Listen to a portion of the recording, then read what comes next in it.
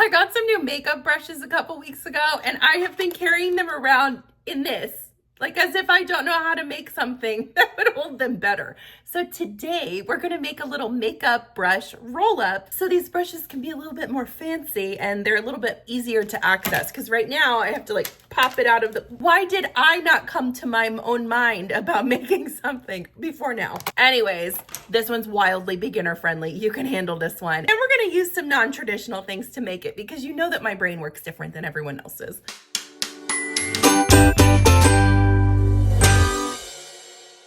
I'm gonna make mine using this tea towel I got in the clearance aisle of Marshall's. It's a KitchenAid tea towel.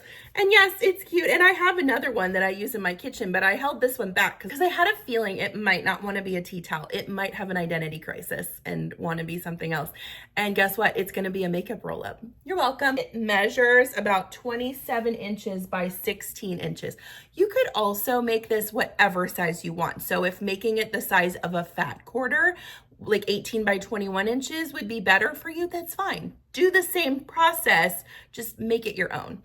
And then for the backing, I have this piece of kind of lightweight linen cotton that I'm gonna use for the outside, for the back of the roll up. You can use whatever you want. I've made these using towels from the Dollar Tree. You can do this on any budget, just get some semblance of a tea towel and some sort of piece of fabric for the back. And then you'll need a little bit of elastic. I got this at Dollar Tree for $1.25. It might be $1.50 now. I don't know, but it's a big roll. So that's literally it. Let me show you how to make it. It couldn't be easier. The way that we're gonna sort of roll this out, and I don't know if I'll use this entire tea towel because it's kind of big, but I'm gonna fold this up enough to make a little pocket in the front. And the way that you'll know that you have the right size pocket is by taking whatever makeup brushes you use, and these are all about the same length, and figuring out how far out you want it to stick out from the top. So I might want mine to stick out a little bit less so that it's more secure. So I'm gonna roll this up just a bit. And you can already see our tea towel is starting to disappear. So we're using a good portion of it in this bottom part. I think this will be perfect for what I'm doing. So we're eventually going to make little pockets to tuck these into so that when I open this, they're all like right in front of me. And the bonus to this thing is like easily washable, which is great. So you can also use it if you need to change your colors and you need to kind of dab on it. You can like, you know, then throw it in the laundry. So the first thing I'm going to do is clip this section. I'm not even messing with the other fabric yet because we don't know how big we need to make that until we figure out what this inner piece is going to look like. So I'm going to clip the sides. And I'm going to do a basting stitch along this edge, down across the bottom and up. So a U shape. Let me show you how to do it. I'm going to use some regular old cotton thread. Now I've gotten asked about like where my thread is coming from. I use a thread spool stand and I buy my cotton thread on the really big mega spool because I go through it so fast. So this sets over on my table beside my machine out of the way, and then I string it across. But you can just use a regular spool of thread if that's what you have. You use what you got. You're not going to get any judgment from me from any of the materials you use or the type of machine you have. You use what you've got, and if it makes you happy and you can make cool things with it, that's all that matters. I've got a regular 80-12 universal needle loaded, and I'm gonna put my stitch length to a 5 because we are doing a basting stitch. A basting stitch is meant to be sort of like a temporary stitch that you could easily rip out if needed. So I'm gonna load this under. Now, if these little edges stress you out, you can just trim down your tea towel to get rid of these folded over edges. They don't really bother me, but again, it's all about what's comfortable to you. I'm gonna put my presser foot about 1/4 inch away, and all we're gonna do is sew a nice little basting stitch down. When you get about 1/4 inch away from the bottom, lift your presser foot, leave your needle down and turn it, and then just sew across again. Are you scared yet? This is not scary. This is a doable project. Even if you've never sewn anything, these are just straight lines. That's what this entire project is made of. That's not scary. Stop if you find that this is kind of sneaking out from underneath and reassess, realign, get it all straight. Tea towels are kind of stretchy, so they can be somewhat attitudinal, if you will. So just make sure that you're being the boss of your fabric in this situation and you're telling it where you need it to go. Lovely. All right, cut your thread. Let's pull it out. We need to make some dividers in this little section right here. And to do that, I think I've got, I don't know, maybe 12 brushes here. I'm just gonna sort of lay them out and see. I think for my bigger brushes, I'll probably make some sections that are a little wider. So what would be best and easiest is just lay your brushes on top the way that you think they might go. I'm gonna put like maybe some bigger pockets on the sides here and then put all my smaller ones in the middle. And I'm also not super picky. Like I don't care if, you know, 2 brushes end up in one pocket. It's not that big of a deal to me. Just the fact that I can see them easily and grab them instead of popping them out of this sad plastic, that's a bonus for me. So I think what I'll do is on these end pockets, make them a little bit wider than you anticipate needing them to be, because we are going to sew down this side. So you're really only working with like from here over.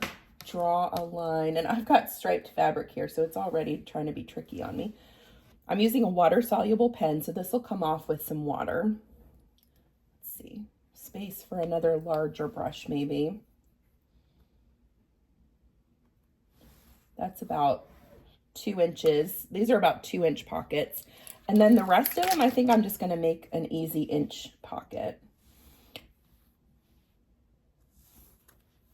They don't have to be super secure because it's just gonna be laying on my counter. It's not like we're doing backflips while putting on our eye makeup. Although you can if you want to. So let's see, I've got enough for, yeah, this will be good. I made 1, 2, 3, 4, 5, 6, 7, 8 1-inch pockets. And then I'm just gonna leave this as is because that gives me another 2-inch pocket on the end. Again, you do this however you want. We're just sewing straight lines. It's not that serious. So take this back to your machine and we're just gonna sew from bottom to top on each of these lines. So we'll turn this upside down and let me show you how easy it is. I'm gonna put my stitch length back down to probably a 3, and I'm gonna lay this under my presser foot, back stitch a few times. Each time we sew a line on this step, we're gonna back stitch the front and the back. So go all the way up that line, keeping your fabric nice and straight. And when you get to the top, back stitch, front stitch, back stitch. These, if anything's gonna come loose, it could be these stitches along this edge. So back stitching and then going back and forth over it a couple times isn't gonna hurt anything. And then straighten it out again, move to your next line, back stitch, and then straight up the line. When you get to that top, back stitch, front stitch, back stitch, do whatever, you know, however many times feels good to you. And that's literally all we're doing is I'm just going to repeat this all the way down until all my sections are sewn. Look at that. We've got our pockets all fixed up. How cute. I mean, you can test it out and make sure everything's fitting nicely. I think this is going to be such a good solution. Yeah, that's great. I'm excited about this so far. Now, my tallest brush is this guy right here. So I'm going to sort of base this next step on whatever your tallest brush is, because what I want to create is a fold over, but I'm not sure that I need it to fold over like this far.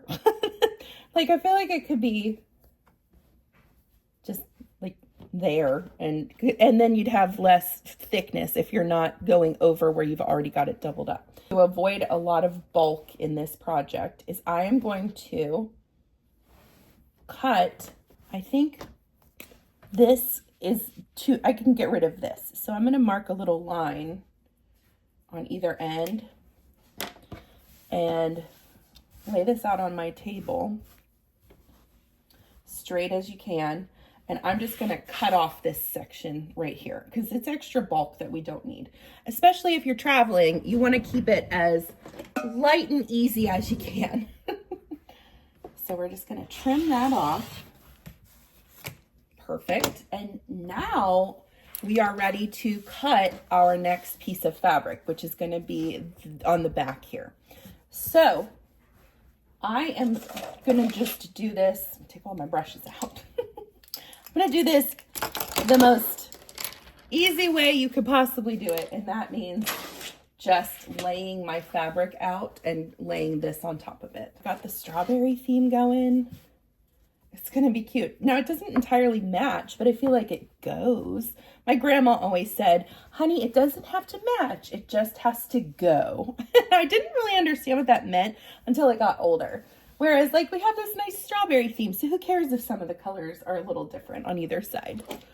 I am going to just trim this up with my eyeballs. You could use your acrylic ruler if you want. It's not that exact of a science. Guys, we're almost done with this project. Isn't that wild? So essentially what this is gonna be, when I flip this over, you can kind of see where we're going with this. Eventually this is going to be sewn obviously together, but it'll flip down then, and then we can roll it like so.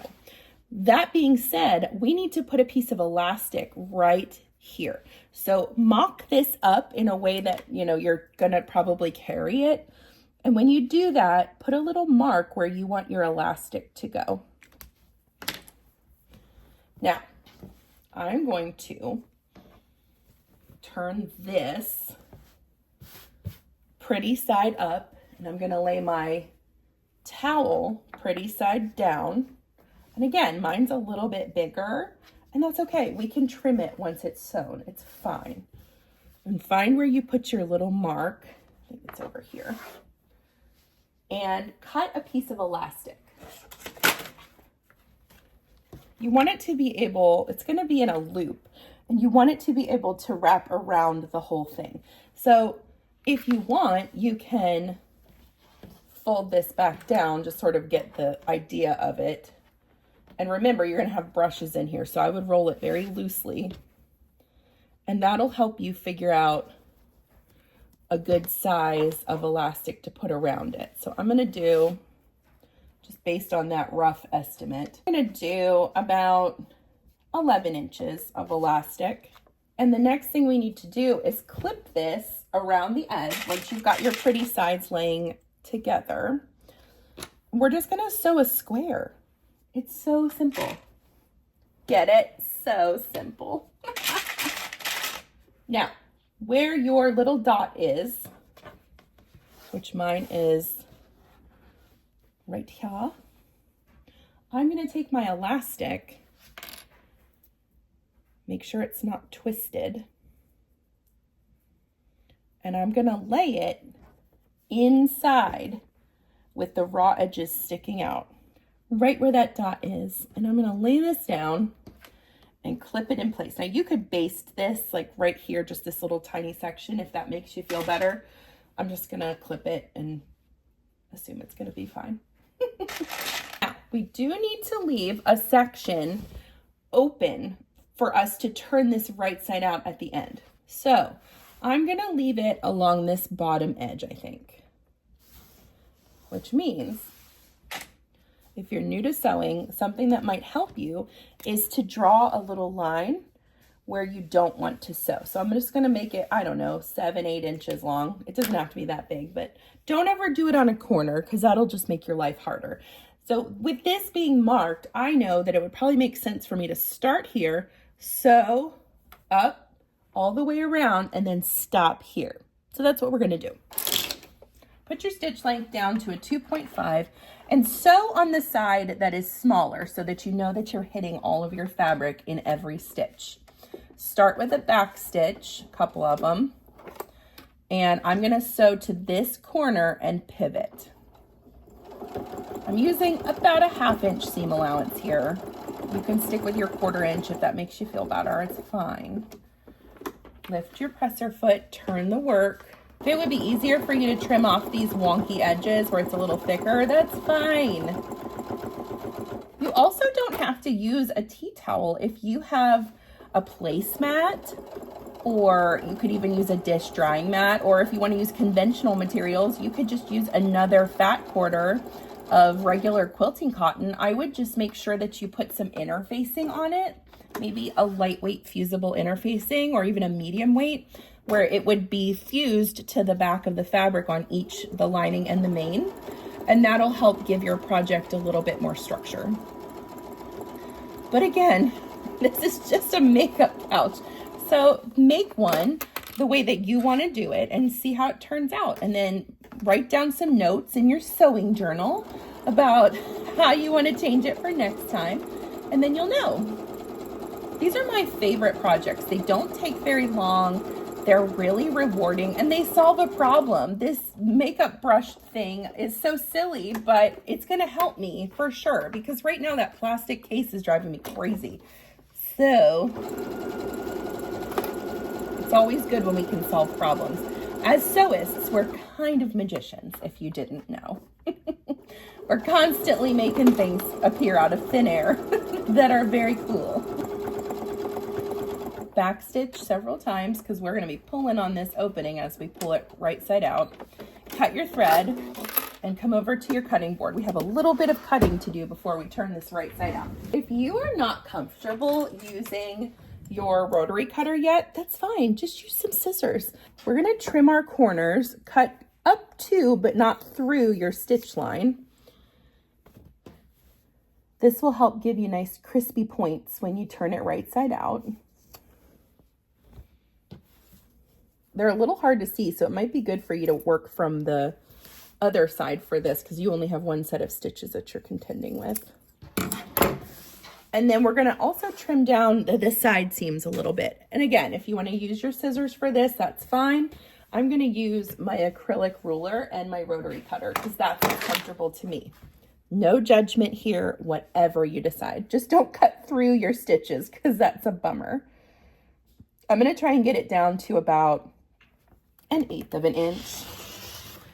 All this extra bulk, it seems like not a lot, but it will add up when you're trying to roll this thing up. So just take your time, find those stitch lines and trim your fabric. On this edge where we have the opening, I'm not going to trim in this section because we're going to need to fold that in after this next step. So I'm just going to use my scissors and sort of cut away what I can where it's already sewn and just not worry about the rest. Oh, I'm excited to see how this turns out. Remember guys, you can get a lot of these materials at the dollar store. You don't have to spend a lot of money to make really cool little projects. Okay, everything is trimmed. Let's turn it right side out and see what we've got. So you're going to reach in that opening that you left. And I like to go for a corner and sort of pull that as my starting pull. And that helps get everything moving in the right direction. Go to your corners. You can push them out with a finger. You can also use a knitting needle, a chopstick, or the actual tool for this, which would be like a point turner, where it's like the actual thing that's made for it. You know me, I'm real scrappy. I just grab whatever's around. And these bottom corners are going to be a little thicker, so just take your time. It's totally good. All good. How cute. Looking good. Here's what we've got. There's the inside. There's the outside. I'm going to press this because it's like all loopy doopy, not looking great. So I'm going to take this over to my ironing board and just press it. And then I'll meet you back here and I'll show you how to finish this up. Everything is pressed really nicely now. And the last step is to sew around the edge with a top stitch. The purpose being, we need to close up this bottom area that we left open. So fold those edges in and clip them. And we're going to start there because let's start with the trouble area so we can get to the good part. I'm going to stitch this with the purple side facing up because That's the part that's gonna be most visible. And I'm gonna try and do this about 1/8 of an inch away from the edge. You can do it whatever makes you comfortable. As long as you're closing up that opening, then you're all good. I just reached the full way around and I'm gonna back stitch and cut my thread. And it wouldn't hurt at this point to go through and just snip off any little loose threads that you've got. That helps make this project look a little bit more professional. And if you use that water-soluble marker, it would also be a good time to spray this with some water and watch those little lines disappear. Moment of truth. Do my brushes fit in this little holder? Let's find out. I'm gonna pop them all out of the plastic and get rid of this. Thank you for your service, plastic thing, but you're all done here now. And I'm going to start loading in. And this is so much fun because you could also put other things in here. If you have a mascara that you want to keep in there, that's great. These little teenies, I'm just going to put those together because why not? So cute. Look at that. Everybody's all nestled in their homes, looking all happy. So now we're just going to fold this down to cover up the brushes and roll her up.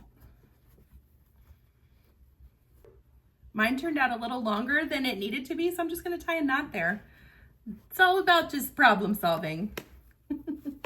Oh, now it's perfect. And there you have it. Now I have a cute way to store those brushes that's easily transportable. And the cool part is, because we did it with the tea towel, I can use the tea towel to clean off my brushes when I'm done using a color. If I wanna switch colors, I can just do it on there and then just throw this whole thing in the wash when it's time. I think that's kind of great. Didn't invest a whole lot of money, so I'm not worried about this getting dirty or needing to be cleaned up. Crazy color combos is just part of the fun of makeup.